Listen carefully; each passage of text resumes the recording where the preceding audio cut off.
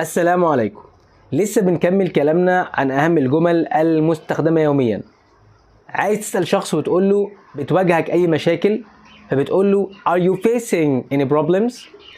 Are you facing any problems? Are you facing any problems? تقول لشخص أنا سعيد بمعرفتك. It's a pleasure to know you. It's a pleasure to know you. It's a pleasure to know you. عايز تقول لشخص أرجو إنك تهتم بالموضوع ده، بتقول Please give attention to this matter. Please give attention to this matter.